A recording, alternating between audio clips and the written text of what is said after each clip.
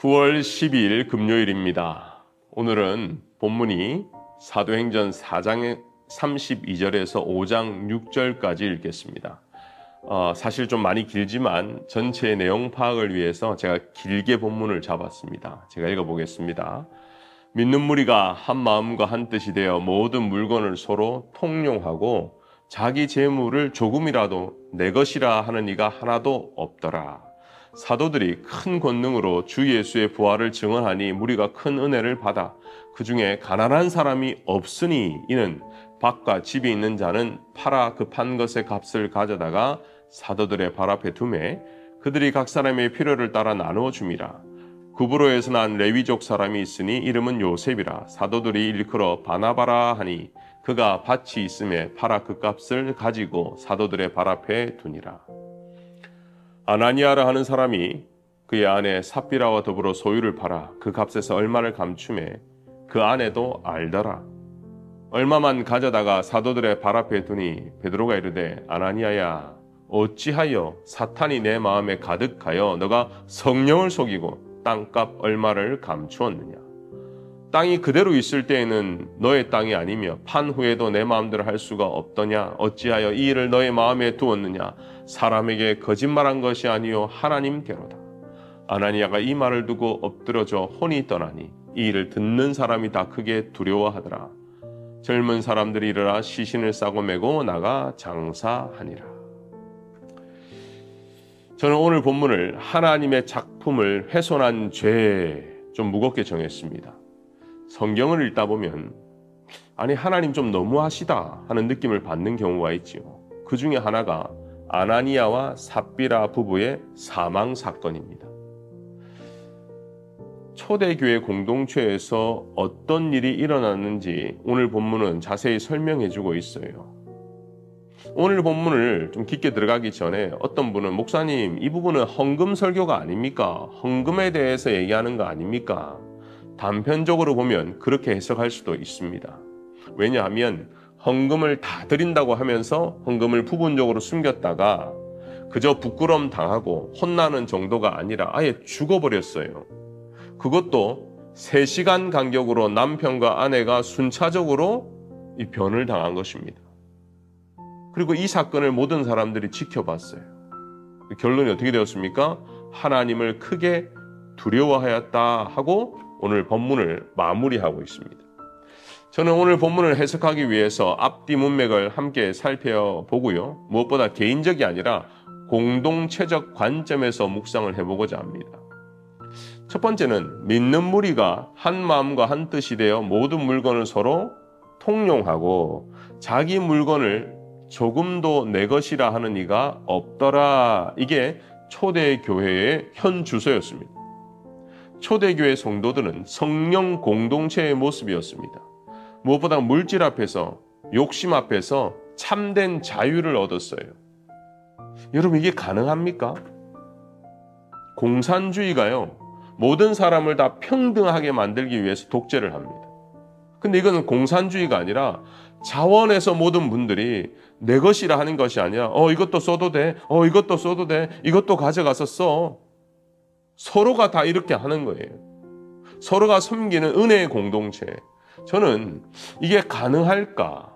정말 상상하기도 어려운 기적의 공동체라는 것입니다. 우리가 내리 소그룹을 시작하면서 이상적인 소그룹 공동체를 생각해도 아마 이와 비슷할 것 같아요. 아니, 한 반 정도만 했으면 좋겠어요.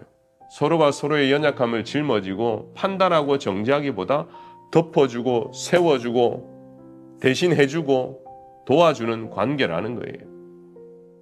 그래서 결론이 뭐냐? 34절에 보니까 이렇게 나와 있어요.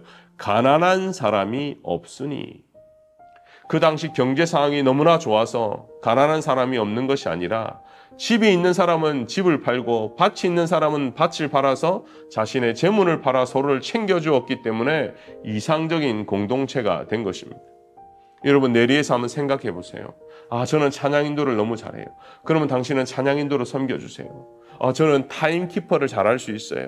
딱딱 시간을 정해서 진행할 수 있어요. 그러면 당신은 타임키퍼를 해주세요. 이금희님 저는 뭘 할까요? 그러면 우리가 집에 들어갈 때 신발 정리만 좀 도와주세요. 식사하기 전에 수저 놓는 것만 도와주세요. 모든 분들이 자기가 할 수 있는 것을 하는 분위기, 하는 공동체, 이게 이상적인 공동체라는 것입니다. 아니에요. 목사님, 그 이금희가 다 하는 거예요. 우리 이금희 잘해요. 이금희가 혼자 다 할 거예요. 하는 것은 공동체가 아닙니다.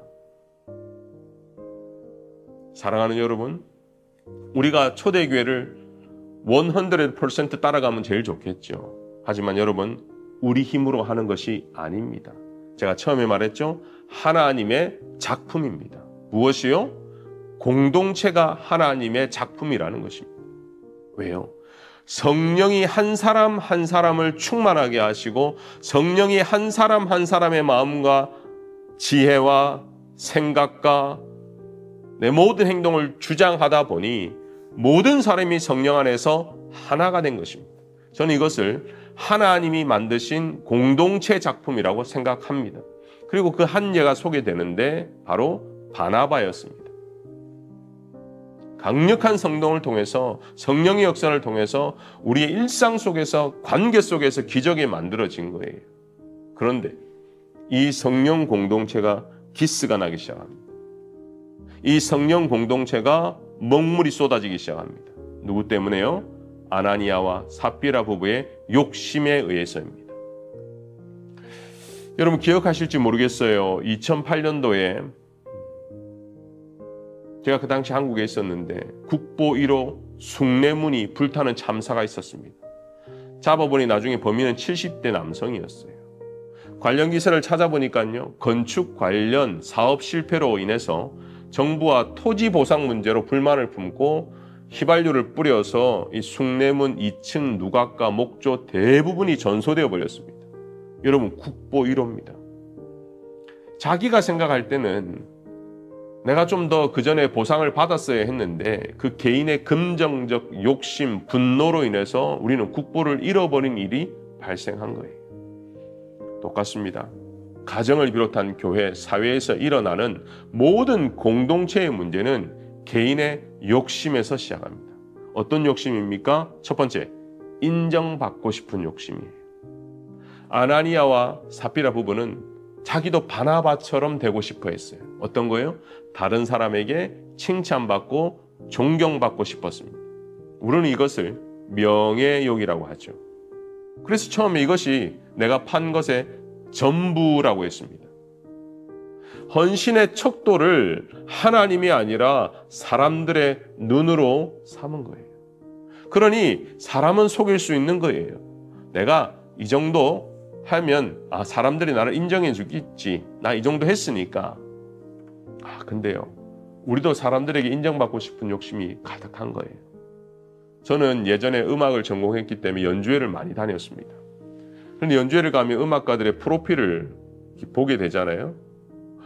근데 어디 졸업, 어디 수료, 어디 졸업, 어디 수료 이 프로필이 이 한 장 안에 가득 차고 어떤 경우는 뒤로 넘겨야만 또 볼 수 있어요. 근데 막상 연주를 들어보면 형편없는 것도 있었습니다. 그냥 사람들을 속이는 거예요. 사람들 눈에 인정받고자 하는 프로필, 이게 이생의 자랑이라는 것입니다. 두 번째는 무엇입니까? 재물, 그것을 붙잡는 욕심이에요. 우리는 사람들로부터 인정도 받고 싶지만 재물에 대해서도 타협이 없습니다. 무조건 내 것이에요. 그래서 오늘 아나니아 삽비라도 헌신하고 싶다는 마음은 있었지만 재산을 끝까지 완전히 내려놓지를 못했어요. 온전히 하나님께 드리지 못하고 내 몫을 따로 챙기고자 했던 것입니다. 안목에 대한 정욕, 욕심은 끝이 없습니다. 그리고 우리는 주님 부르시는 그날까지 이 욕심과 싸우며 살아야 하는 것입니다. 저는 오늘 이 본문을 묵상하면서 우리의 신앙을 포장하려고 하는 욕심이 있겠구나라는 것을 저는 느꼈습니다.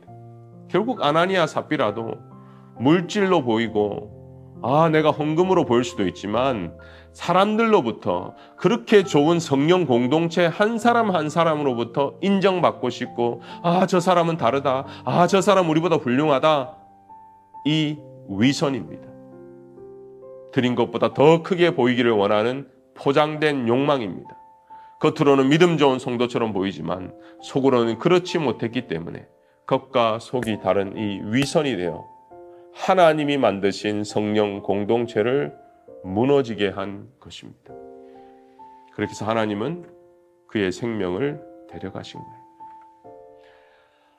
사랑하는 여러분, 우리도 별반 차이 없습니다. 우리도 하나님의 작품을 훼손하고 있지는 않습니까? 첫 번째, 여러분의 가정을 한번 보세요. 여러분, 창세기에서 우리가 무엇을 깨닫게 됩니까? 가정을 만드신 분이 하나님이에요. 아담에게 너가 혼자 있는 것이 좋지 않니 하니 하고 하와를 붙여주셨어요. 여러분, 신약 공동체가 무엇입니까? 하나님이 처음 만드신 것이 교회입니다. 그러니까 가정과 교회, 이거는 하나님이 만드신 작품이라는 거예요. 자, 그렇다면 우리는 가정 안에서, 소그룹 안에서, 교회 안에서 어떤 역할을 하고 계십니까? 덕을 세우고 도와주고 섬기고 덮어주는 역할입니까?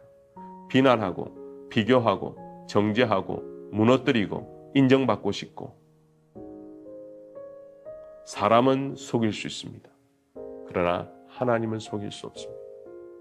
여러분, 한 사람 한 사람이 하나님의 형상으로 만드신 걸작품이고, 하나님의 걸작품 가정과 교회를 더욱 잘 섬기고 정직하게 섬기고 마음껏 헌신하는 여러분이 되었으면 좋겠습니다.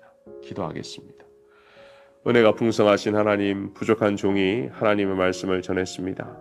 우리 안에 있는 이 욕심 때문에 하나님의 작품이 훼손되지 않도록 주여 우리의 마음을 주장하여 주시옵소서. 여전히 부족합니다. 여전히 욕심이 많습니다. 위선도 있습니다. 주여 우리의 영혼이 기경되게 하시고 맑아지게 하시고 하나님만 바라보는 신앙으로 회복되는 모든 성도들 되게 하여 주시옵소서. 감사하며 예수님의 이름으로 기도하옵나이다. 아멘.